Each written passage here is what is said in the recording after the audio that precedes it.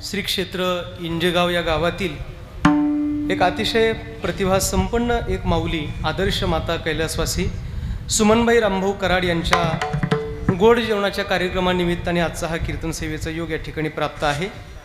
एका पवित्र मातोश्रींचा हा सोहळा या ठिकाणी संपन्न होतोय। त्यांचे चिरंजीव या ठिकाणी आदरणीय जीवन रामभाऊ कराड, मारुती रामभाऊ कराड, मोठा परिवार आहे, आनंदभाऊ मारुती कराड, आदरणीय अमोल मारुती कराड, गावचे सरपंच आहेत गजानन जीवनराव कराड, असा खूप मोठा कराड परिवार। या परिवारातील सर्व भगिनी वर्ग, पुरुष मंडळी या सगळ्यांनी आपल्या मातोश्रींचा गोड असा हा सोहळा या ठिकाणी आज आयोजित केला गेला आहे। आणि या निमित्ताने ही कीर्तन सेवा आहे, या माध्यमातून आपल्या गावातील पंचक्रोशीतील सर्व वारकरी संप्रदायाची उपासना करणारी वारकरी मंडळी, महाराज मंडळी या ठिकाणी उपस्थित आहेत। ज्यांनी गोड चाल म्हटली संजय महाराज, वाघमारे महाराज, ज्यांचा पखावज ऐकत आहात या भागाचं भूषण हरिभक्तीपरायण आमचे परमश्री भरत महाराज, इकडे श्याम महाराज आहेत। गावातील सर्व पंचक्रोशीतील भजनी मंडळे आता सगळेच होते कवठळीला आणि पुन्हा या ठिकाणी आता सेवेचा योग आहे। 11:30 ते 1:30 पर्यंत आम्ही भरत महाराज तिथं सेवा केली आणि माणिकरावांनी मला संपर्क केला, म्हटले की कराड परिवाराचा मातोश्रींचा सोहळा आहे, पाठीमागे त्याचे नियोजन झालं होतं पण अचानक एका परिवारामध्ये एक मुलगा अपघाती गेला, त्यामुळे तो कार्यक्रम पुढे ढकलण्यात आला। ऐन वेळेला कीर्तनकार काही उपलब्ध होत नाहीत, योगायोगाने मी इकडे येतोय आणि म्हणून त्यांनी लक्षात ठेवलं आणि माझ्याशी संपर्क केला। या निमित्ताने सेवा करण्याचा योग आहे। कराड परिवार अत्यंत भाग्यवान आहे का या परिवाराने एवढा गोड सोहळा इथं आयोजित केला। इथली उपस्थितीच दाखवते आहे का ही माता किती पवित्र असेल। एका आदर्श मातेचा हा सोहळा आहे। राजकीय, सामाजिक, आध्यात्मिक, शैक्षणिक विविध क्षेत्रातून आलेले आपण सगळे मान्यवर, पाहुणे मंडळी, आप्तेष्ट, स्वकीय, नातलग, स्वैरीधारे सगळ्यांच्या मुख्य उपस्थितीमध्ये आजचा हा सोहळा या ठिकाणी संपन्न होतो आहे।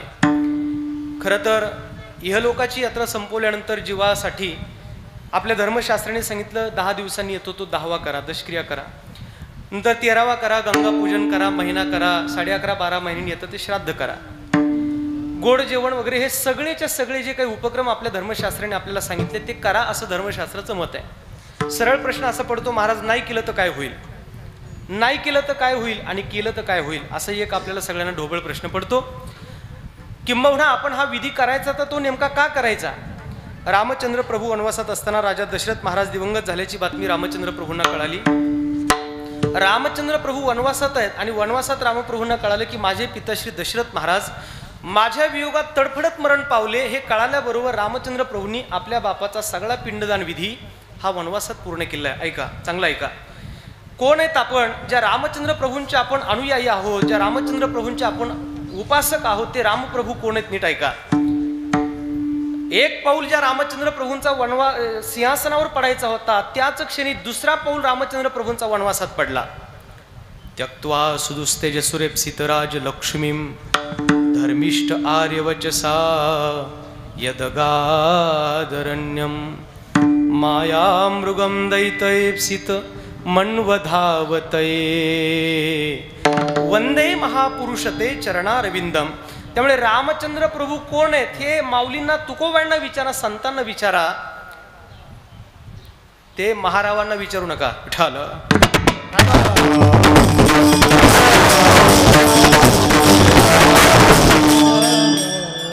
शिकलेले लोक थोडं चांगलं ऐका, बोलण्याचं स्वातंत्र्य दिलंय म्हणून काही बोलतात लोक ना, काही बोलतात, आपल्या धर्मावर बोलतात, आपल्या संस्कृतीवर बोलतात, आपल्या परंपरेवर बोलतात। सायन्स जर चांगलं शिकायचं असेल तर ॲडमिशन घ्या, सायन्स कळतं। आर्टला जर तुम्हाला जाणून घ्यायचं असेल तर आर्टमध्ये प्रवेश करा, आर्ट कळतं। कॉमर्स शिकायचं असेल, कॉमर्सला ॲडमिशन घ्या, कॉमर्स कळतं।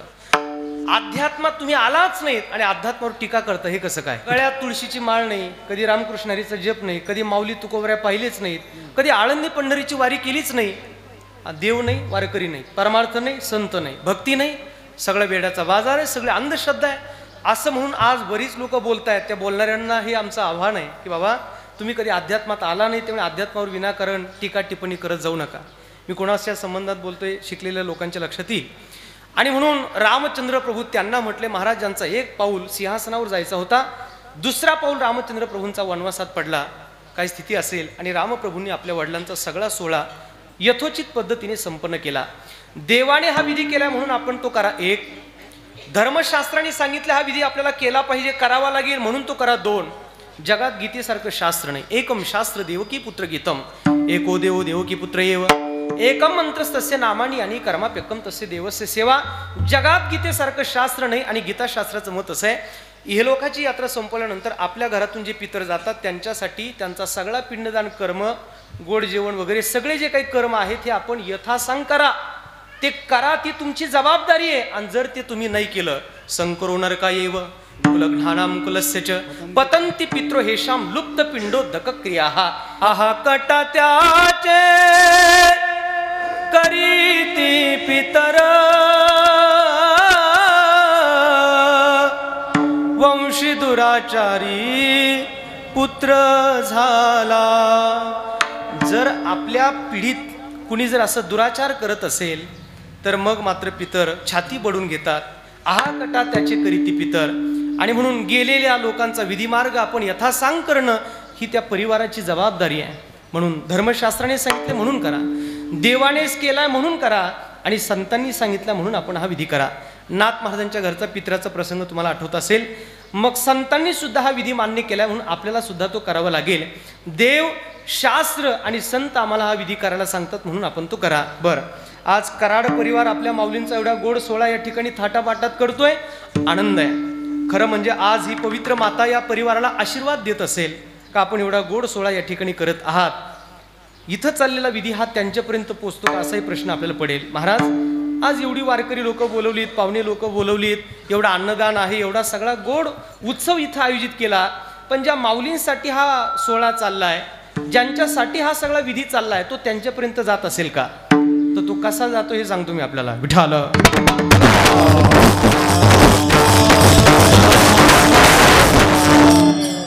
तुम्ही कल्पना करा, मी मुंबईत प्रवास करतोय, गाडीतून मला खाली उतरता येणार कारण रेड झोनमध्ये मुंबई आहे, कोरोनाचा काळ आहे, आठवा आपण.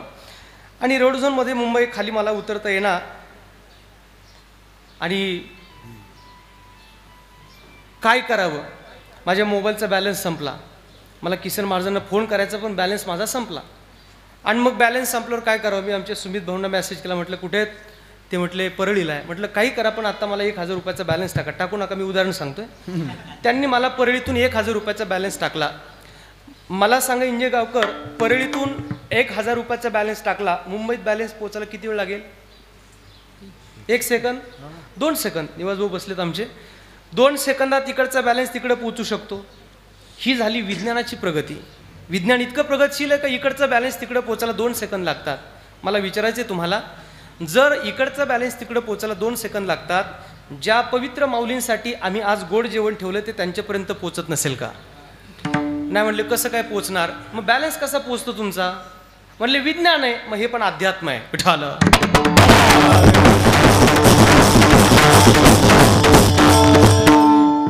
हजारो वर्षापासून ऋषीश्वरांनी जी तपश्चर्या केली, जे मंत्र निर्माण केले, त्या मंत्रात एवढी दिव्य ताकद असते. महाराज, ब्राह्मण ज्या वेळेला तो कणकीचा पिंड असतो आणि त्या कणकीच्या पिंडावर जेव्हा ते मंत्रोच्चार करतात ना, त्या मंत्रात एवढी ताकद असते का इथं वापरलेले मंत्र ज्यांच्यासाठी चालले त्यांच्यापर्यंत ते पोचतात. म्हणून जसा बॅलन्स आपला इकडचा तिकडे पोचू शकतो, तसं कराड परिवाराने आपल्या आईचा सोहळा इथं केलाय, तो त्यांच्यापर्यंत निश्चित पोचतो. याच्यात कुठलाही संशय घ्यायचं काही कारण नाही. हे पटलं नसेल, दुसरं उदाहरण सांगतो. जालना जिल्ह्यात फार मोठे संत होऊन गेलेत. म्हातार बाबा शिंदे खणीपुरीकर, भरत महाराजांना माहिती असतील, खणपुरीकर महाराज. असं फार मोठं धैर्यवान व्यक्तिमत्व खणपुरीकर महाराज. म्हणजे डोळ्यात ताकद होती, त्यांच्या वाणी धारदार होती. चारित्र्य संपन्न माणसांच्या डोळ्यात ताकद असते, त्यांच्या वाणीत ताकद असते. त्यांना पाहिलं तरी लोकांना वाटतं आपण त्यांच्यासमोर जाऊन नतमस्तक व्हावं. आम्ही आळंदीत असताना आमचे शिगुरू विठ्ठल महाराज गुले बाबा होते, आठवा आपण. आपल्या भागामध्ये सुद्धा आता आम्ही भगवान बाबांच्या परिसरात राहतो. भगवान बाबा असतील, वामन हो महाराज असतील, काय माणसं होऊन गेली महाराजी. त्यांच्याकडे पाहिलं तरी नतमस्तकच व्हावं, काहीच उरू नये आपण, असं ते चारित्र्य त्या लोकांचं आहे. कारण चारित्र्य ही जगण्यातली फार मोठी ताकद आहे. धन गया तो कुछ नहीं गया, चांगला आहे का? धन गया तो कुछ नहीं गया, शरीर गया तो थोड़ा कुछ गया, शरीर गया तो थोड़ा कुछ गया, लेकिन चारित्र्य गया तो सब कुछ गया. Character is a loss, everything is loss. चारित्र्याची ताकद असते महाराज. ते वलय काही वेगळेच राहतात. ती एक प्रतिभा असते चारित्र्याची, ती आपोआप झळकत राहते समाजात. ते खणीपुरीकर महाराज म्हणजे चारित्र्य संपन्न. महाराजांचा दरारा असा होता, एक माणूस असा बसलेला होता प्रवचनात आणि महाराज ते विधीचं महत्त्व सांगत होते. हे लोकांची यात्रा संपवल्यावर माणसाने गेलेल्या पितरांच्या संबंधाने कसा विधी करावा हे सांगत होते. आणि महाराज ते सांगत असताना सुटाबुटात एक जण बसला होता, शिकलेला होता, एज्युकेटेड, मध्येच उठला, म्हणे काय महाराज, अहो काय सांगता, अहो इथला विधी कुठं तिथं पोचत असतो का? महाराज म्हणले तुला काय अडचण नाही नेमकी? अहो म्हणले महाराज, आधुनिक काळ आहे, विज्ञान युग, इंटरनेटचा जमाना आहे, बदलतोय काळ, आणि या काळात तुम्ही सांगता की इथला विधी तिथं पोचत असतो, पटत नाही मला विश्वास नाही याच्यावर. महाराजांनी त्याला प्रवचनात 2-4 शिव्या दिल्या. पण हा काळ तो होता हे लक्षात ठेवा. महाराजांनी त्याला 2-4 शिव्या दिला. तो काळही असा होता की महाराज शिव्या द्यायचे, लोक शिव्या खायचे. आता काळ बदलला, लोक आम्हाला शिव्या देतात, हा आताचा काळ आहे. महाराजांनी शिव्या दिल्यावर तो माणूस घाबरला, चाचरला, म्हणे अहो महाराज क्षमा करा, पण तुम्ही महाराज इतका कोण आहे, तुम्ही मला शिव्या देता? महाराज म्हणले थांब, मी तुला शिवी दिली म्हणजे नेमकं काय केलं? शिवी अशी तोंडातून हातावर घेतली आणि मग तुला फेकून मारली का? तो म्हणे नाही. अरे मग एवढ्या लोकात तुला शिवी का लागते? तो म्हणे महाराज एवढ्या लोकात ज्या अर्थी तुम्ही शिवी मलाच दिली त्या अर्थी ती मलाच लागते. महाराज म्हणले मग ज्याच्यासाठी आम्ही गोड जेवण केलं त्याला ते बरोबर लागतं.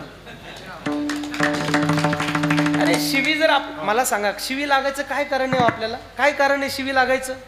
कुणी आरे म्हणलं की आपण कार्य म्हणायला तयारच असतो ना, हाताची बाई मागे करतो, शिवी लागते आपल्याला. अरे मग ज्याच्यासाठी आज कराड परिवाराने ज्या माऊलींसाठी गोड सोहळा इथे आयोजित केला आहे तो त्यांच्यापर्यंत जात नसेल का बोला? आणि म्हणून विधी मार्ग हा माणसाकरताच, हे फक्त माणसाकरता तयार झालेला आहे. ये शामन विद्यान तपोनदानम ज्ञानम न शीलम न गुणो न धर्म ते मर्ते लोके भूमी भारभूता मनुष्य रूपेण मृगां शरणते. विद्या, तप, दान, ज्ञानशील या सगळ्या गोष्टी फक्त माणसाकरता तयार झाल्या, जनावराकरता हे सगळं निर्माण झालेलं नाही. पशु काय पाप पुण्य जाणती उत्तम मध्यम भोग भोगिती काही एक उपजताची मरती बहिर अंध होती पांगुळ मुकी. जनावराधिकांना धर्म नाही, जनावराधिकांना पुण्य नाही, पाप नाही, ज्ञान नाही, अज्ञान नाही, त्यांना ते कळतच नाही. महाराज जनावरांसाठी या सगळ्या गोष्टी तयार झाल्याच नाहीत, फक्त आपल्या करतायत, माणसा करतायत. आणि हे ज्ञान ते फक्त माणसासाठीच आहे महाराज. म्हणून मी आता आळंदीची वारी जवळ आली, एक जणाला म्हणलं चला आळंदीची वारी जवळ आली, तो मला म्हणे बघू आता माऊली कधी बोलवतात. मी म्हणलं सैराट बघायला काय परशा चालतं का, तिकीट घेऊन चल, आरचीचा पिक्चर लागलाय. म्हणजे पंढरपूरला चल म्हटलं, आळंदीला चल म्हटलं की बघू माऊली कधी बोलवतात, कधी देव बोलवतो. संसार म्हटलं की लोकांना उत्साह आहे, परमार्थ म्हटलं की लोकांना आळस आहे. पण बाबा परमार्थ फक्त मानवी शरीरातच आहे, इतर शरीरात तो नाही आहे. खेड्यापाड्यात आमचे वारकरी महाराज लोक येतात, काही काही गावं फार श्रद्धाळू राहतात, काही काही गावं इतके श्रद्धाळू राहतात महाराजांची पूजा करतात, काही गावं तर त्याच्यापेक्षा श्रद्धाळू राहतात, महाराजांच्या गाडीची पूजा करतात. परमेश्वर महाराज बरोबर, किती श्रद्धाळू लोक आपण रोज पाहतो, गाडीची पूजा लोक करतात. आणि गावकरी जमलेले असतात, गाडीची पूजा, महाराजांची पूजा. बघा ह्या वाक्याला शिट्टी झाली म्हणजे बरोबर सांगतोय मी. आणि सगळे गावकरी पूजा करतात आणि तेवढ्यात गावातलं कुत्र तिथं येतं, सगळ्याच गावात असतं ते कुत्र हळूच तिथं येतं. ते म्हणतं वा वा काय गाडी आहे महाराजांची, महाराजांच्या गाडीची पूजा चालली, बरं तुम्ही पूजा करा, मी हळूच पाठीमागं जातो आणि अभिषेक करतो. त्या कुत्र्याला काय गरज आहे महाराज, तुझी लाखो कोटी रुपयाची गाडी असू दे, पशु पक्षी विवाही जोशी कामा पुरवता नाही. जनावरांच्या लग्नात कधी ब्राह्मणाला निमंत्रण दिलेलं ऐकलंय काय तुम्ही? ज्याच्या लग्नात ब्राह्मणाला निमंत्रण नाही ते लग्न विठ्ठल.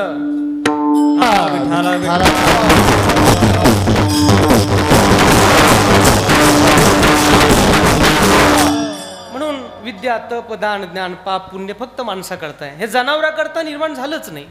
माणूस हा विचार प्रधान आहे, पशु पक्षी हे भोग प्रधान आहे. माणसा तुझ्यासाठी आम्ही सांगतोय. आणि म्हणून नर करणी करे सो नर का नारायण बन जाय. मानवा तू तुझ्यातली क्षमता ओळख, कोण आहेस तू, कोहम कथमिदम जातम कोवे करतास विद्यते उपादानम किमस्ते विचार्य स्वयमिदृशः. मी कोण ऐसा करावा विचार म्हणे ज्ञानेश्वर निवृत्तीचा. बाबा तू कोणी सामान्य नाहीयेस, या जगात तुला पाठवलं ईश्वराने. एका माणसासारखा दुसरा माणूस नाही, एका चेहऱ्यासारखा दुसरा चेहरा नाही, बरोबर. एका माणसासारखी दुसऱ्याची क्षमता नाही, प्रत्येक माणसं वेगवेगळी बनवली देवाने. आणि काय स्थिती महाराज या सृष्टीची, एवढं सुंदर बनवलंय. माणसा तू मोक्षाचा अधिकारी आहेस, तुला त्याचं भान नाहीये. तू स्वतःचा शोध घे आणि म्हणून मानवा या सृष्टीत अनेक जण आले अनेक जण गेले, उदंडची झाले होऊन्या गेले, जन्मोनिया मेले राव रंक त्यांचे नाव कुणी निघे चराचरी. पण हे मानवा आम्ही तुला सांगतोय बाबा, तू उठ, सावध हो आणि भगवंताची शरणागती कर पहिल्या चरणात.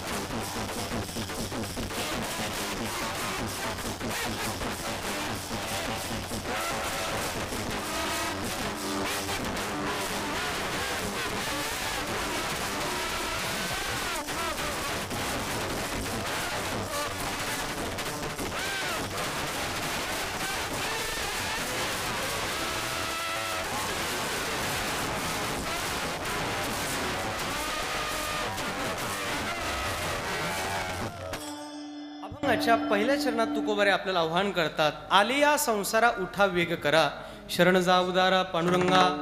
संसारात आलेल्यांनो उठा वेग करा. संसार शब्दाचे 3 ठिकाणी वेगवेगळे अर्थ येतात. कधी जन्म मृत्यूला येणं याला संसार म्हटलंय, कधी अहंकाराला संसार म्हटलंय, तर कधी मानवी देहाला संसार म्हटलंय. पुनरपि जननम पुनरपि मरणम पुनरपि जननी जठरे शयनम इह संसारे खलु दुस्तारे कृपया पारे पाहे मुरारे. भज गोविंदम भज गोविंदम भज गोविंदम मूढमते. किती वेळा जन्माया. आणि तसं माहेरची साडी सासरला जायची म्हणल्यावर फजिती होणारच आहे ना. विठाल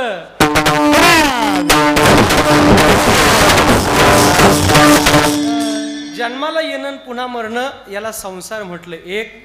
कधी अहंकाराला संसार म्हटले, जिंकावा संसार येणे नावे तरी शूर. या अभंगातला संसार शब्द म्हणजे अहंकार आहे. आणि कधी मानवी शरीर म्हणजे संसार आहे. तेव्हा तुकोबारा या देहात आलेल्यांना सांगतायत, आलिया संसारा उठा वेग करा. बाकी आलेत पुष्कळ आले, तिथं अंड जार स्वेदज उद्भिज अन्य अन्य योनीत अन्य अन्य प्राणी जलचर भूचर खेचर वनचर. पण आम्ही फक्त मानवाला सांगतोय, आलिया संसारा काय करा, उठा वेग करा. उठा शब्द आलाय. उत्तिष्ठ जाग्रत प्राप्य वराणी बोधत. वारकरी संप्रदायाची संध्या काकडा.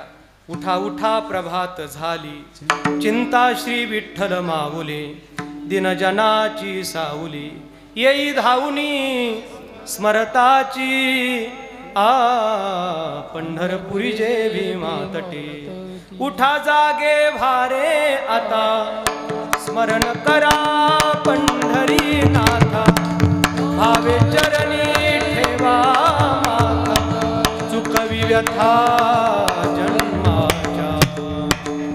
उठा उठा साधू संत साधा आपुले हित, जाईल हा नरदेह मग कैचा भगवंत.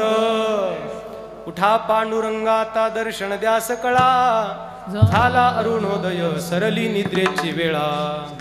उठा अरुणोदय प्रकाश झाला, घंटा गजर गरजिन्नला, हरी चौघडा सुरू झाला, काकडा आरती समयाचा. महाद्वारी वैष्णवजन. उठा पांडुरंगा प्रभात समयोपातला, समयोपातला वैष्णवांचा मेळा गरुडा पारी दाटला. उठा सकळ जन उठिले, सगळे अभंग बघा तुम्ही भोपाळ्यातले, प्रत्येक अभंगातला पहिला शब्द उठा उठा आहे. उठा आहे. आणि काकडा सुंदर आहे महाराज. मला एक जण म्हणे महाराज ते काय काकडा करतात. म्हणलं ते दिवसभर काकडा करतात पण स्वतःची बैल दुसऱ्याच्या बांधावर चारितात. म्हणजे काकडा सार्थक होणार नाही बरं का. त्यामुळे काकडा आणि कृती एक झाली पाहिजे. ठरलं.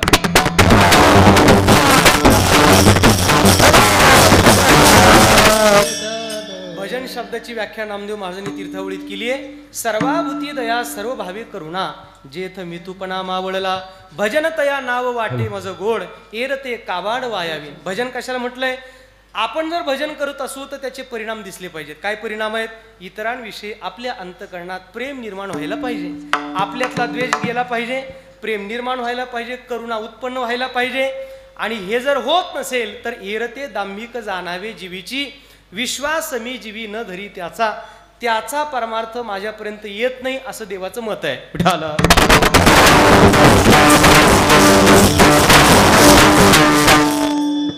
हे चांगलं जाणून घेण्यासाठी म्हणून महाराजांचे शब्द उठा आलिया संसारा. उठा उठा उठा म्हणजे महाराज आम्ही काय झोपलेले थोडेच आहेत. आम्ही जागेच आहेत. आणि आता ही दुपारची 3ची वेळ आम्ही काय झोपलेले थोडेच आहेत.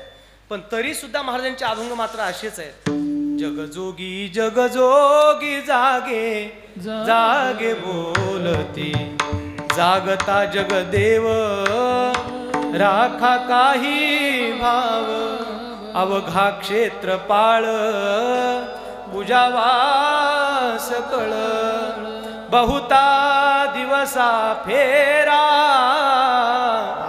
आलाया नगरा नका घेऊ भार धर्म तोची सार जगजोगी जगजोगी जागे जागे बोलती. अरे गोड चालियात बंकट स्वामी महाराजांची उपकार आहेत का. या सगळ्या चालीचा ठेवा महाराजांनी आपल्याला दिलाय. या सगळ्या अभंगाचा भाव इतकाच आहे का आपण अज्ञानाच्या झोपेत आहात. अविद्येची या निदा विश्वस्वप्नाचा हा धंदा आणि त्याच्यातून आपल्याला जाग करण्यासाठी महाराज म्हणतात उठा उठा. काय करा. वेग करा वेग करा. घाई करा त्वरा करा. काही गोष्टीला घाईच करायला सांगितली आहे. शतम विहाय भोक्तव्यम सहस्रम स्नानमाचरेत लक्षम विहाय दातव्यम कोटीम त्यक्त्वा हरिम स्मरेत. 100 कामं बाजूला ठेवा आणि पहिलं जेवण करा. शेतकरी वर्ग माझ्या पुढे. शेतकऱ्यांना सवय अशी असते बायको म्हणते अहो स्वयंपाक झाला जेवून घ्या. नवरा म्हणतो नाही एकदा शेतात काम होऊ दे म्हटले नंतर जेवण करतो. असं करू नका बाबा. शीर सलामतो पगडी 50. तुम्ही इतके महत्वाचे आहात. स्वतःला बाजूला करून जग महत्वाचं नाहीये. अगोदर स्वतःचा विचार करा. काही लोकांना अशी सवय लागली उकरीत येत तुका म्हणे झाली कोंबड्याची परीन पुढेची उकरी ला भनीने. कशाला उकरून ठेवता उगाच. तुम्ही महत्वाचे आहेत. तुम्ही आहात तर जग आहे. तुम्ही नाही तर जग नाहीये. म्हणून स्वतःला वेळ द्या. स्वतःचा विचार करा. आपण अनमोल आहे. आपण या जगात फार महत्वाचे आहोत. स्वतःचा विचार करा. म्हणून काम नंतर अगोदर जेवण करा. शतम विहाय भोक्तव्यम वर सहस्रम स्नानमाचरेत. 1000 कामं बाजूला ठेवा आणि पहिलं स्नान करा. शास्त्र सांगतं 1000 कामं बाजूला ठेवा पहिलं स्नान करा. आपल्याकडे स्नानाला फार महत्व आहे. म्हणून तर आमचे काही साधू संत काही संन्यासी लोक तर दिवसभरात 3-3 वेळेला स्नान करतात. जेव्हा जेव्हा आपण स्नान करू तेव्हा तेव्हा आपल्या बुद्धीतले विचार पवित्र होत असतात. म्हणून स्नानाचं ते महात्म्य आहे. आणि म्हणून स्नान करा. 1000 कामं बाजूला ठेवा पहिलं स्नान करा. फक्त क्रम लावताना 1000त 100 येतात हे लक्षात ठेवा. म्हणजे अगोदर स्नान करा मग जेवण करा असा लावा. तुम्ही अगोदर जेवण करायचे मग स्नान करायचे असं चालणार नाही. अगोदर स्नान आणि मग जेवण. बर लक्ष्म विहाय दातव्यम. लाख कामं बाजूला ठेवा पहिलं दान करा. देव देश धर्म आणि समाजासाठी जर काही करावं असं वाटलं जेव्हा वाटलं ते लगेच करा. कारण चांगल्या गोष्टी मनात येत नाहीत. आल्या तर लगेच करा आणि वाईट गोष्टी मनात आल्या तर थांबा करू नका. कारण मन गया तो जाने दो मत जाने दो शरीर ना खींचेगा कमान तो कहा लगेगा तीर. उठाला.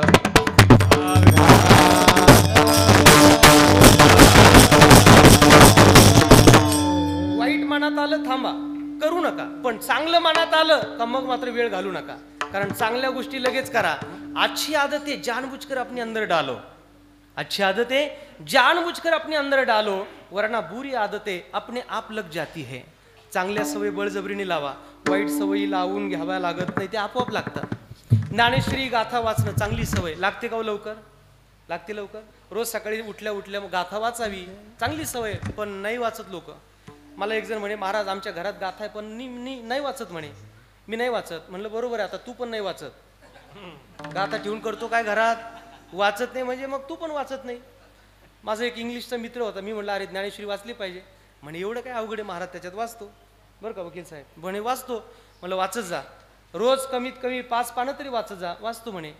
मग ज्ञानेश्वरी वाचायला गेला. त्याच्या बायकोला मी सांगितलं, म्हटलं वहिनी याने 5 पानं वाचली का तिची लाल खून ठेवतो ना, ती उचलायची मागच्या पानावर ठेवायची.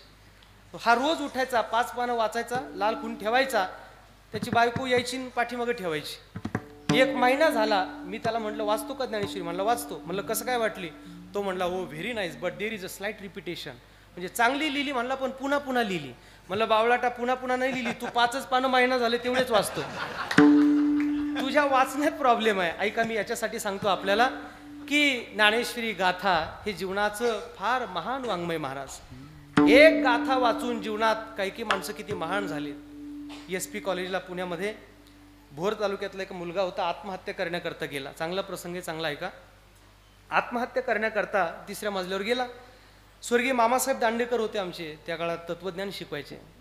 धोत्रात काय सामर्थ्य असतं महाराज, धोत्रात मामासाहेब जायचे आणि तत्वज्ञान शिकवायचे. काही मुलं बघायचे मामासाहेबांना, काहींना आदर वाटायचा, काही टिंगलटावळी पण करायचे. मामासाहेब त्यांना पण नीट करायचे. 3ऱ्या मजल्यावर फेरफाटका मारण्याकरता मामासाहेब गेले तर तो मुलगा उडी टाकायला गेला होता. मामासाहेबांनी त्याला थांबवलं. म्हणले का रे बाबा काय झालं? म्हणले सर माझी इच्छा नाही जगायची. पण काय अडचण काय तुला? त्याने सांगितलं. म्हणले मामासाहेब सर म्हणले मी लहान होतो, माझा लहानपणीच विवाह करण्यात आला, बालविवाह झाला आणि मग माझं स्वप्न होतं कॉलेजचं चांगलं शिक्षण पूर्ण करावं, चांगला अधिकारी बनावं, पण काय करू म्हणले बालविवाह करण्यात आला आणि मग माझ्या सगळ्या स्वप्नाचा चकणाचूर झाला, वाटतं मरून जावं. जुन्या काळात बालविवाह व्हायचे ते चुकीचेच होते बरं का, ते चुकीचे होते आणि ते चुकीचे होते आणि आत्ता जे होतात ना ते पण काही बरोबर नाही आहेत. नामदेव दादा काय मत आहे तुमचं?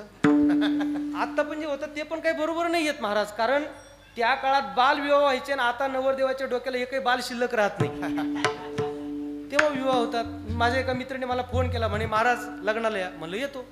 पण मी सहज त्याला म्हणलं संजय महाराज म्हणलं तुझं वय किती? तो म्हणला 47. म्हणलं कशाला थोड्यासाठी करतो आता, काही निर्णय जिथल्या तिथं झाले पाहिजेत. तो मुलगा म्हणे आत्महत्या करायची. मामासाहेबांनी त्याला गाथा दिली, सांगितलं आज आत्महत्या करण्याच्या ऐवजी उद्या कर. घरी आला. तुम्ही विचार करा इंजेगावकर, त्याला आत्महत्या करायची हे तर त्याचं फायनल आहे आणि आज त्याला गाथा दिली, उद्या उडी टाकायची त्याला 3ऱ्या मजल्यावरून SP कॉलेजला. आज गाथा दिली, तो गाथा वाचतो तुकोबारांची. काय बनवते महाराज गाथा, नीट ऐका. गाथा हातात घेतल्यानंतर त्याने अभंग तुकोबारांची वाचायला सुरुवात केली की साधं लग्न माझं लवकर केलंय आणि म्हणून मला काही करता येत नाही, एवढंच दुःख आहे ना माझं. अरे असे शेकडो दुःख तुकाराम महाराजांच्या आयुष्यात आले. बाप मेला न कळता, हरली संसाराची चिंता. वयाच्या 13व्या वर्षी तुकोबारांच्या वडिलांचं जाणं झालं. प्रपंचाची जबाबदारी तुकोबारांवर पडली आणि थोडंसं पुढे पाहता पाहता दुष्काळी आटिले द्रव्य नेला मान, स्त्री की अन्न अन्न करिता मेली. बरे झाले देवा निघाले दिवाळे, बरे या दुष्काळे पिडा गेली. काय करावं? बाईल मेली मुक्त झाली, देवे माया सोडविली. पोरे मेले बरे झाले, देवे माया विरहित केले. विठो तुझे माझे राज्य, नाही दुसऱ्याचे काज. हे तुकोबारांची अभंग तो मुलगा वाचत होता आणि त्याच्या डोळ्यातून टपकन पाणी आलं. आणि हे अभंग वाचता वाचता पुढे त्याने वाचलं, आनंदाचे डोही आनंद तरंग, आनंदाचे डोही आनंद तरंग, आनंदाची अंग आनंदाची अंग, आनंदाचे आनंदाचे डोही आनंद तरंग. गर्भाची आवडी मातेचा डोहळा, तेथीचा जिव्हाळा, तेथे बिंबे आनंदाचे डोही आनंद तरंग. येणे सुखे रुचे एकांताचा वास, नाही गुणदोष अंगायेत. वृक्षवल्ली आम्हा सोय रे वनचरे, पक्षीही सुस्वरे आळविती वृक्षवल्ली आम्हा सोय रे वनचरे. मामासाहेबांकडे आला, सरांच्या चरणावर नतमस्तक झाला आणि मामासाहेबांना सांगितलं, मामासाहेब आत्महत्या करायचं कॅन्सल झालं. ज्याच्या डोक्यात आलं असेल त्यांनी चांगलं ऐका. बऱ्याच आता लोक ट्रेसमध्येच आहेत ना महाराज, कोणाला कशाचं टेन्शन, कोणाला कशाचं टेन्शन, पण त्या लोकांनी चांगलं ऐका. मामासाहेब आत्महत्या करायचं कॅन्सल झालं. का रे, काल तर तुला उडी टाकायची होती. नाही म्हणले आता कॅन्सल झालं. का? आता मी गाथा वाचली, आता मला गाथा कळाली. गर्भाची आवडी मातेचा डोहळा. आणि एवढ्या गोड भावना तुकोबारांच्या वाचल्या आणि आत्महत्या करायचं कॅन्सल झालं. मामासाहेब आता आत्महत्या नाही करायची, मग आता काय करणार आहेस? त्याने सांगितलं आता घरी जाणार, संसार पण उत्तम करणार, कॉलेजचं शिक्षण पण उत्तम घेणार आणि चांगला अधिकारी होणार. तोच मुलगा सोलापूर जिल्ह्याचा कलेक्टर झाला, त्याचं नाव यश भिडे. गाथा इतकी महान करते आपल्याला. म्हणून सगळं सोडा आणि भगवान मार्गा करूया. लाख कामं बाजूला ठेवा, दान करा, देवा करता, देशा करता, धर्मा करता, समाजा कर्मार्थाची घाई करा, उठा वेग करा. काय करायचंय महाराज? शरण जा उदारा पांडुरंगा. पांडुरंगाची शरणागती करा, देवाच्या चरणावर झुका. 3 लोकांच्या चरणावर आपण झुकलंच पाहिजे महाराज. 3 लोकांच्या चरणावर झुका. 1 आपले मायबाप आहे, 2 आपले संत आहेत आणि 3 आपला भगवंत आहे. या 3 ठिकाणी आपण त्या पायावर झुका. पता नहीं माता पिता की चरणों में कितनी ताकत है, जितना झुक जाऊ उतना ऊपर जाता है. आई वडिलांचे पाय अशा असतात महाराज, त्या पायात काय ताकद असते? आज ह्या जीवनदादाच्या सगळ्या कराड परिवाराला विचारा. मातोश्रींची एवढी गोड सेवा त्या सगळ्या परिवाराने केली. आज त्या परिवाराला मातोश्रींचा आशीर्वाद मिळाला. आज तो परिवार एका चांगल्या पद्धतीने समाजात कार्यरत आहे, प्रतिष्ठा संपन्न तो परिवार आहे. हा आईचा आशीर्वाद असतो, दिसणार नाही पण मिळाल्याशिवाय राहणार नाही. आई वडिलांच्या चरणावर झुका. कधी ते आई वडिलांचे पाय काळे असतील तर कधी अडाणी असतील, कधी शिकलेले नसतील तर कधी गरीब असतील, पण म्हणून त्याच्यातला अडाणीपणा पाहू नका, त्याच्यातला गरिबीपणा पाहू नका, त्याच्यातला अशिक्षितपणा पाहू नका. त्या पायात सामर्थ्य मात्र खूप असतं महाराज. म्हणून झुका. माय बापे केवळ काशी, तेने नवजावे तीर्थासी. 28 युगांपासून पुंडलिकाने पांडुरंगाला उभा केलं. त्याला विचारलं काय केलं तू? पुंडलिके काय केले? परब्रह्म उभे ठेले, मी फक्त माझ्या माता पित्यांची सेवा केली. देव आला होता पुंडलिकाकडे, पुंडलिका अरे मी आलोय. पुंडलिकाने देवाला सांगितलं, देवा माझी या पितराचे होईल निद्राभंग, माझी या पितरांचे होईल निद्राभंग, न घडे प्रसंग बोलायाचा, बोलायाचा न घडे प्रसंग बोलायाचा. क्षण एक स्थिर मौन धरून राहा. देवा बोलू नका. मी माझ्या मायबापांचे पाय दाबतोय, मी माझ्या माता पित्याची सेवा करतोय, त्यांना पाहिजे ते कपडे वस्त्र अलंकार देतोय, त्यांना आवडतात ते पदार्थ मी खाण्यापिण्यासाठी देतोय आणि मी माझ्या मायबापांची सेवा करताना तुम्ही मध्येच आलात. देव मोठ्याने बोलू नका. देवा क्षण एक स्थिर मौन धरून राहा. अरे पुंडलिका, अरे मी द्वारकेचा कृष्ण राजा आहे, तुझ्याकडे आलोय. देवा आलात ना, पाहुणे आहात मला कळत आहे. अरे साधी बसण्याची पण व्यवस्था नाही.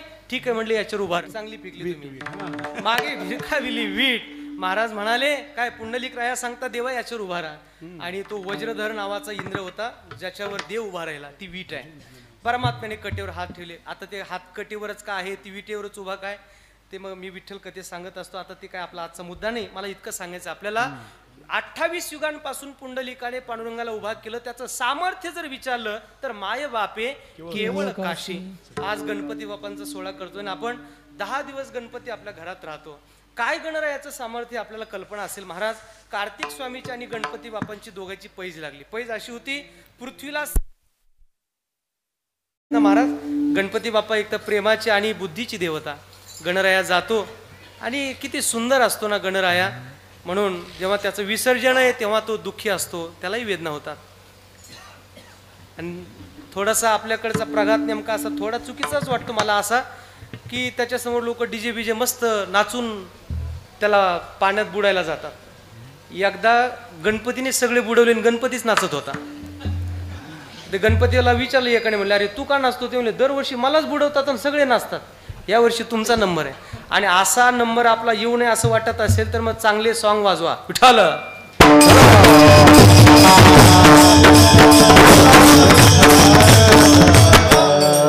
माय बापांची सेवा ही जगातली महान सेवा आहे हे गणपतीने आपल्याला दाखवले, पुंडलिकाने आपल्याला दाखवलं. श्रावण बाळाने सुद्धा आपल्या माता पित्यांना काशीची तीर्थयात्रा घडून आणली. आपल्याला सगळ्यांना माहिती आहे, माता पिता मातृदेवो भव पितृदेवो भव. माऊली म्हणतात सगळं तीर्थाची धुरे जे का माता पितरे त्या सेवे सिकिरे शरीरे लोण कीजे. आई आईच असते महाराज. बाळाच्या पायात जर काटा मोडला तर टपकन पाणी आईच्या डोळ्यात येतं. आज खऱ्या अर्थाने कराड परिवारानं विचारा, आईच्या जाण्यानंतर काय वेदना असतात. आई म्हणजे जगातलं सगळ्यात मोठं सुख असतं. आई म्हणजे जगातील सगळ्यात निरागस निस्वार्थ निरतिशय अंतकरण असलेलं व्यक्तिमत्व म्हणजे आई असते महाराज. आपला चेहरा पाहिल्यावर अनेक लोक आपल्यावर प्रेम करतात. आपली श्रीमंती पाहिल्यावर, आपली प्रतिभा पाहिल्यावर अनेक लोक जवळ येतात. पण आपलं तोंडही पाहिलेलं नसतं. मुलगा काळा आहे का गोरा आहे, चांगला आहे का वाईट आहे, काही माहीत नाही तिला. पण 9 महिने 9 दिवस आई लेकराला पोटात वाढवते, काय प्रेम करते महाराज. त्या बाळासाठी स्वतःला स्वाहा करते, स्वतःचा त्याग करते. त्या आईला विचारा, त्या बाळाला विचारा काय वेदना असतात महाराज. म्हणून बाळाच्या पायाला काटा मोडला तर पाणी आईच्या डोळ्यात येतं, असं ते नातं संतांनी सुद्धा वर्णन केलंय. ठेच तान्हुल्या लागली यशोदेच्या डोळा पाणी. जिथे आहेस तू आई तिथे आहे माया, तिथे आहे माया. जिथे जिथे वृक्ष आहे तिथे आहे छाया. जिथे आहेस तू आई तिथे आहे माया, तिथे आहे माया. इथेच काशी इथेच ईश्वर प्रेमळ आई अथांग सागर. माया ममता उदंड देते नाही जीवाला घोर. माऊली देवाहूनही थोर, माऊली देवाहूनही थोर. आई आईच असते महाराज. ज्याची आई गेली त्याला विचारा. बाळाच्या पायात जर काटा मोडला तर टपकन पाणी आईच्या डोळ्यात येतं. बाळाला झालेला त्रास सुद्धा आईला असह्य होतो. संतांनी वर्णन केलंय.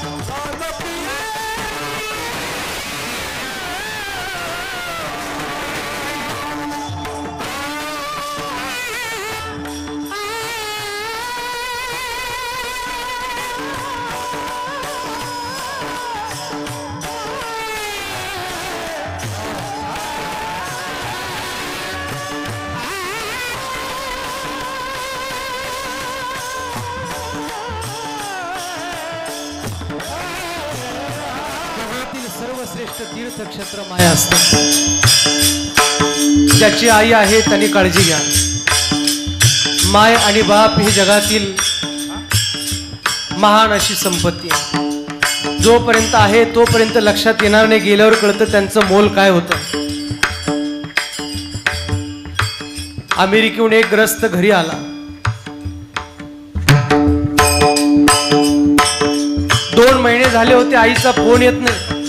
गगनचुंबी इमारत होती. बंगल्याचा दरवाजा उघडला, घरात आला आणि आतमध्ये येऊन पाहतो तर काय, 2 महिने झाली होती आई मरून पडली होती. याला कल्पना सुद्धा नव्हती. सापळा शिल्लक राहिला होता. तुम्ही जगातली किती संपत्ती कमवा, जगातल्या कोणत्याही सत्तेवर जा, जगातल्या पदावर जा, पण तुमच्या घरातल्या मायबापांकडे जर लक्ष नसेल तर आपण जगातला फार मोठा अपराध करतोय.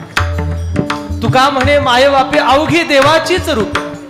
प्रत्यक्षात परब्रह्म म्हणजे आईबाप असतात. आणि म्हणून ते जसे असतील तसे, आड्याने असू द्या, गरीब असू द्या, श्रीमंत असू द्या, पण त्यांच्या अंतःकरणाचा कळवळा जाणा.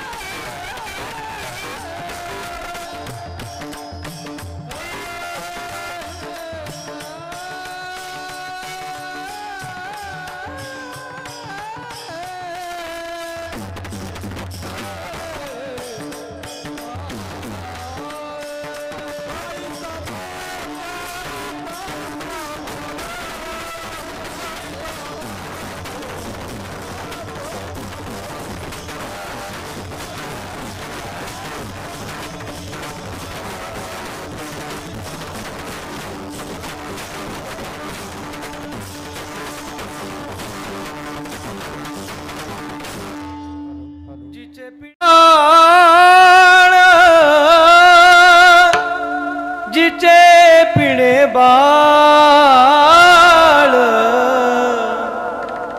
एक आई आपल्या लेकराला घेऊन रस्त्याने चालली होती. गावाची जत्रा होती. लेकराच्या हाताला धरलं. लेकराने जत्रा पाहिली. त्याने फुगा पाहिला. सांगितलं आई मला फुगा पाहिजे. आई म्हणली बाळा फुगा देते, एकदा आपण देवाचं दर्शन करून येऊ, मग तुला फुगा देते. पोराने हट्ट केला, नाही आई मला फुगाच पाहिजे, आई मला फुगा पाहिजे. आई तो बघ रहाट पाळणा, मला रहाट पाळण्यात बसायचं आहे. आई म्हणली बाळा तुला रहाट पाळण्यात बसवते, फुगा देते, खेळण्या देते, फक्त देवाचं दर्शन करून येऊ दे. पोराने सांगितलं नाही आई मला रहाट पाळणा पाहिजे. आणि मुलाचा हट्ट चालू होता. गर्दी प्रचंड होती आणि लेकराचा हात आईच्या हातातून सुटला आणि गर्दीत लेकरू हरवलं. आता काय अवस्था झाली असे, चुकली आमाय बाळ हुरु हुरु पाहे. काय अवस्था झाली असेल. महाराज आई एकीकडे, मुलगा एकीकडे. शेजारच्या काकांनी पाहिलं मुलगा रडतोय, त्याला उचललं. बाळा का रडतोस? काका माझी आई हरवली हो, माझी आई हरवली काका, मला आई पाहिजे. काकांनी सांगितलं हे बघ तो फुगा दिसतोय तुला फुगा देतो. त्याने सांगितलं काका मला फुगा नको, मला आईच पाहिजे. जो मुलगा आतापर्यंत फुग्यासाठी रडत होता तो मुलगा सांगतो काका आता मला फुगा नको, मला आई पाहिजे. बाळा अरे काय रडतोस आईसाठी? ते बघ रहाट पाळणं दिसतोय तुला, मी तुला रहाट पाळण्यात बसवतो. काका मला रहाट पाळणं नको, मला माझी आईच पाहिजे. आता लेकरू आईसाठी रडायला लागलं. शेजारच्या काकांनी त्याला विचारलं का रे काय फार चांगली होती का तुझी आई दिसायला म्हणून तिच्यासाठी एवढाच रडतोस? अरे काळीच तर होती दिसायला आणि तिच्यासाठी तू एवढा रडतोस. उद्या स्वर्गातली रम्मा नावाची अप्सरा आपण खाली बोलावून घेऊ आणि ती उद्यापासून तुझी आई. ते लेकराने सांगितलं काका माझी जशी असेल तशी, पण मला माझी आईच पाहिजे.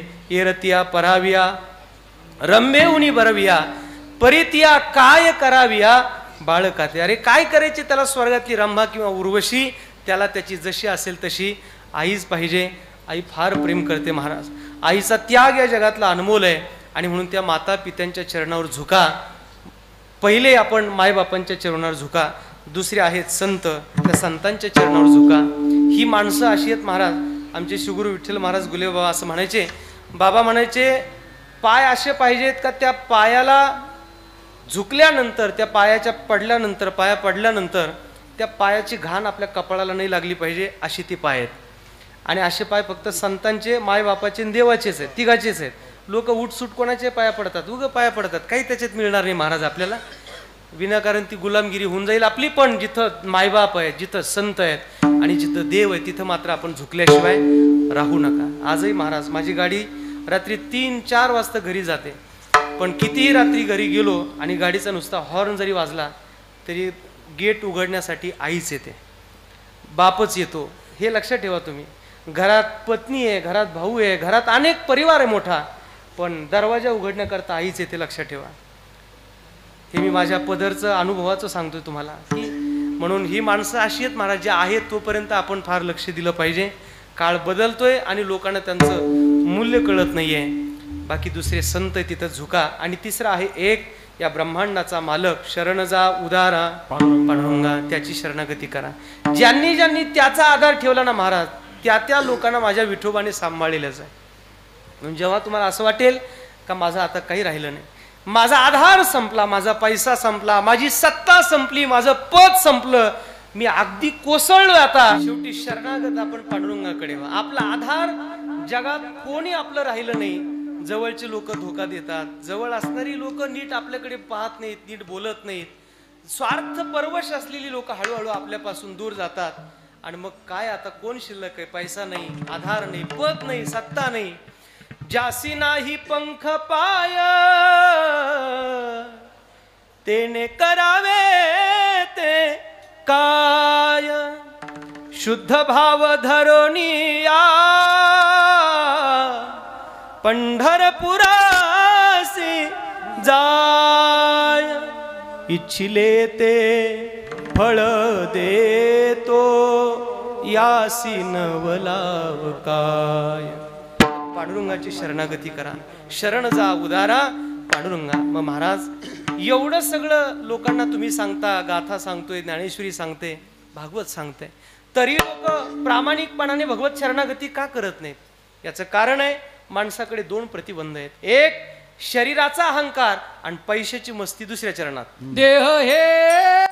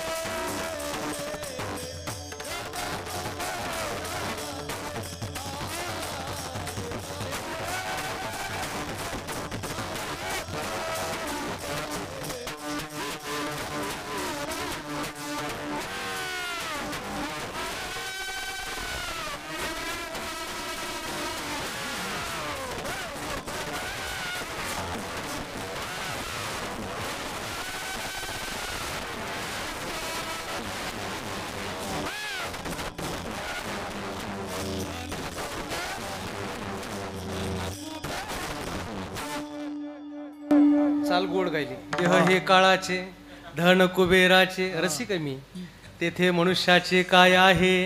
शरीर काळाचं खाद्य आहे आणि प्रतिबंध हाच आहे का शरीराला मी माझं म्हटल्यामुळे माझे पण आणि त्याचं ते अहंकार अभिमान माणसाला देवाची शरणागती करूच देत नाही.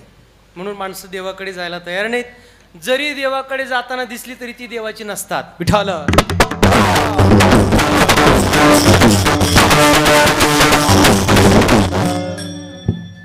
देवाचे म्हणून देवी अनादर. देवाचे दिसतात, देवाचे म्हणून येतात, पण ते देवाचे नसतात.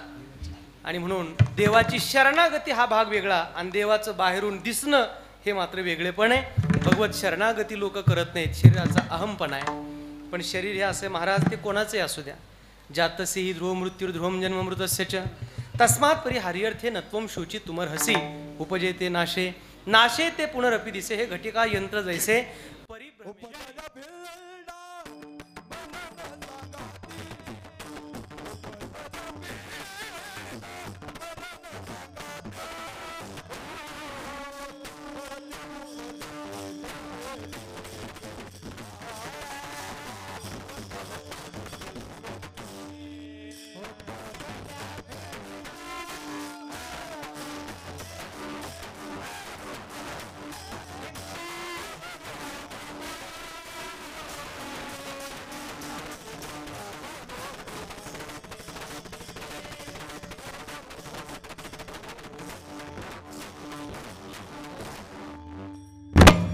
उपजली मरण सांगा ते.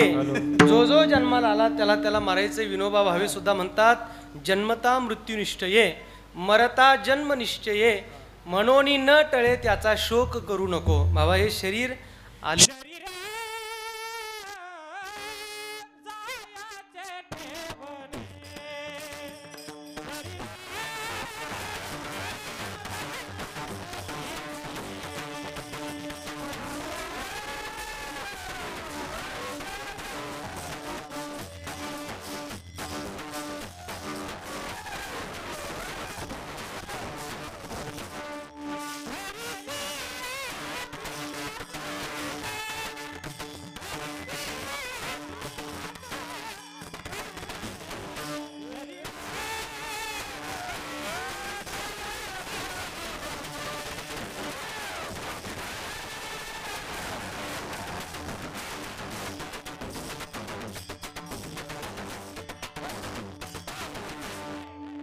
शरीर जायाचे ठेवणे दरेशी अभिलाष झणे.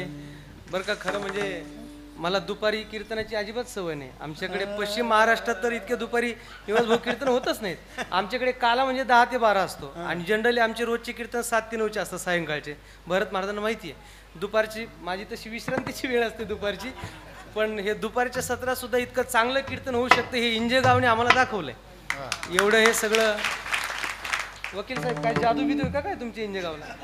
मस्त ऐकतात सगळी लोक. पण दुपारच्या सत्रात आनंद वाटतो मला. शरीर जायाचे ठेवणे दरेशी अभिलाष झणे. थोडं 3:30 वाजले. थोडा प्रमाणांचा अभिलाष आपण कमी करूयात आणि पुढे जाऊयात. शरीर जायाचे ठेवणे काय म्हणून महाराज म्हणतात बाबा रे शरीर हे काळाचं खाद्य आहे. ते कोणाचंही असू द्या नाही का. चेन्नईच्या हॉस्पिटलला स्वर्गीय विलासरावजी देशमुख ॲडमिट होते. लातूरचा सगळा तरुण समाज म्हणायचा डॉक्टर साहेब पाहिजे तर आमचे अवयव घ्या पण आमच्या साहेबांना वाचवा. डॉक्टरांनी सांगितलं साहेबांचं आयुष्य संपलेलं आहे. मी आता काही करू शकणार नाही. कोणी असा ज्यांच्या आपल्या घरात 10 दिवस आपण चुली पेटवल्या नाही ते स्वर्गीय गोपीनाथरावजी मुंडे साहेब. आज मुंडे साहेबांच्या सगळ्या परिवारातच आपण आहोत. काय कमी होतं महाराज. सत्ता कमी नाही, पद कमी नाही, पैसा कमी नाही, पण आयुष्य असं आहे ते जेवढं आहे तेवढंच आणि जिथं जायचं तिथंच संपणार आहे. थांबावं लागतं आपल्याला. ज्यांच्या शब्दाने मुंबई हलायची, अख्खी मुंबई हलायची ते स्वर्गीय बाळासाहेबजी ठाकरे. कमी काहीच नाही पण आयुष्य संपलं की थांबावं लागतं. राजकारणातलं चांगलं नाव आहे RR पाटील आबा, पण आयुष्य संपलं थांबावं लागतं. तुम्ही कोणी असा. स्वर्गीय लता मंगेशकरांचं शेवटचं स्टेटमेंट आहे. दिदी म्हणाल्या एरवी 5 तारांकित हॉटेलमध्ये माझं रोजचं उठणं बसणं असायचं. आज मात्र मला हॉस्पिटलच्या बेडशिवाय पर्याय नाही. रोज खाण्याकरता कितीतरी मिष्टान्न 56 भोग लोक मला द्यायचे आज मात्र मला हॉस्पिटलची डाळ भात खाल्ल्याशिवाय पर्याय नाही. रोज परिधान करण्याकरता कितीतरी चांगले चांगले वस्त्रालंकार माझ्याकरता असायचे. आज मात्र मला हॉस्पिटलचा गाऊन घातल्याशिवाय पर्याय नाही. या जगात तुम्ही कोणी असा, शरीर हे माझं नाही. शरीराचा अहंकार धारण करू नका. विनाकारण ॲटिट्यूड ठेवत जाऊ नका. लात मारीन तिथं पाणी काढीन. देवाने काय लाथा पाणी काढायला नाही दिले आपल्याला. आपल्या लाथेने जर पाणी निघलं असतं तर बोरच्या गाड्या नसत्या बोलावं लागल्या. गाडीवर लिहितात भाऊंशी वाकडं तर नदीवर लाकडं. अरे भाऊला पण नदीवरच जायचं आहे, लाकडातच जायचं आहे. विसरतो का काय आपण महाराज? काय ॲटिट्यूड आहे महाराज? आपल्याला घमेंड करत जाऊ नका. नाही अपवित्र शरीर आहेसे. आणि म्हणून आता माय मावल्या माझ्या पाठीमागं बसल्यात. माया हो, सिलेंडर जर भरून आणला ना आपण गॅस, तर तुम्ही लिहून ठेवा भरून आणल्याची तारीख आणि गॅस कधी संपणार आहे. इंजगावच्या कोणत्याही आईने मला सांगून दाखवा. सिलेंडर कधी संपणार हे जसं सांगता येत नाही, तसं आपण हा सिलेंडर भरून आणलेला आहे आणि हा कधी थांबेल कोणालाही सांगता येणार. म्हणून तो थांबायच्या आत भजन करून घ्या. सातारा जिल्ह्याचे महान संत आहेत गोंदवलेकर महाराज, ब्रह्मचैतन्य गोंदवलेकर महाराज. महाराजांना विचारलं, महाराज नामस्मरण कधी करायचं? महाराज म्हणले मारायच्या आधी कर. मग तो म्हणे मग महाराज मारायचा आदला दिवस कोणता? महाराज म्हणले मग रोज करत जा. विठाल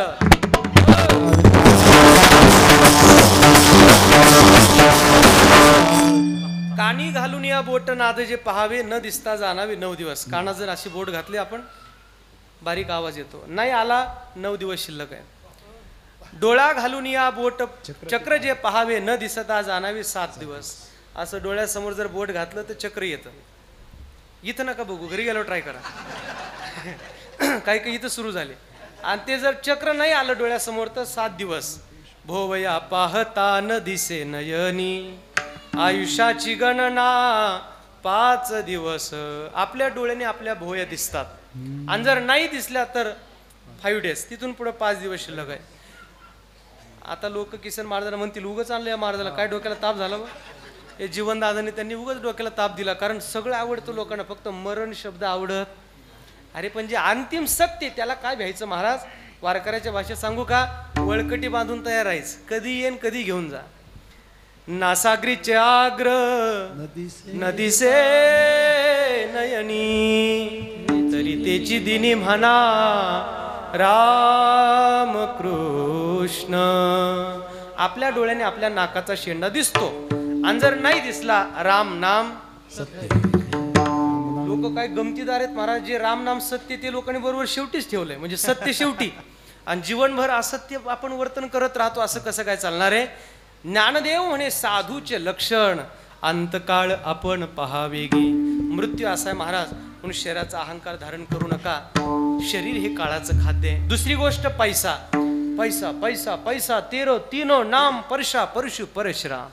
यहाँ बाप बड़ा ना भैया सबसे बड़ा रुपया. यहाँ हर कोई 90 के 100 रुपए बनाने के चक्कर में है. लेकिन कहीं ऐसा ना हो कि 90 के 100 रुपए बनाने के चक्कर में 90 के 90 ही चले जावे. काय प्रयत्न चाललेत महाराज लोकांचे पैसा करता. पण पैसा म्हणजे सुख नाही, लक्षात ठेवा. पैसा ही सोय आहे, पैसा म्हणजे सुख नाहीये. घर म्हणजे सोय आहे, घर म्हणजे सुख नाहीये. वस्तू म्हणजे सोय आहे, ती सुख नाहीये. त्याच्या आतमध्ये आपण राहणारी माणसं आहेत. आपण काय भक्ती परमार्थ चिंतन काय करतो ते जे करतो ना त्याला सुख म्हणतात, त्याला समाधान म्हणतात. आणि त्याचा अंगीकार आपण करा म्हणजे आपल्याला समाधान मिळेल. पण दुर्दैव असतं काही लोकांना काय त्या पैशाचाच अहंकार आहे. काही ना शरीराचा तर काही ना पैशाचा. धनाचा अहंकार, सत्तेचा अहंकार, पदाचा अहंकार. अरे ते त्याचं सगळं आपलं नाहीये. ते जो खानदानी रईस होते हैं वो रखते हैं नर्म मिजाज अपना. तुम्हारा लहजा बता रहा है तुम्हारी दौलत नई नई है.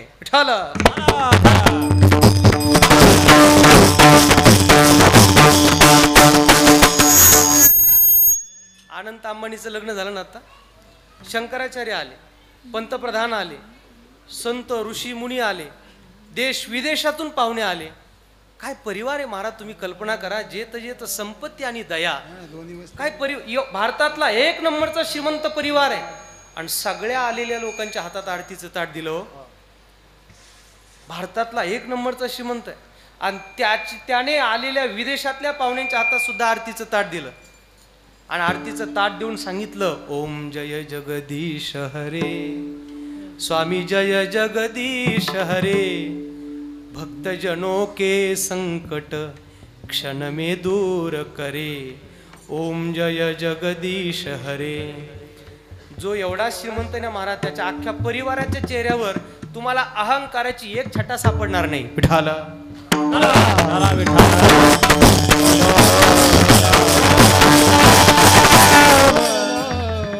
मग कुठं ते अंबानी, कुठं टाटा बिर्ला आणि कुठं आपण असतो ना महाराज. तोळा 2 तोळाच आहे, पण थांबतच नाहीत महाराज लोक.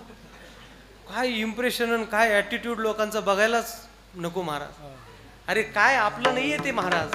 म्हणून देह हे काळाचे, धन कुबेराचे, त्याचा मालक वर बसलाय, तेथे मनुष्याचे काय आहे. महाराज म्हणतात, देता देवविता नेता नेवविता, येथे याची सत्ता काय आहे.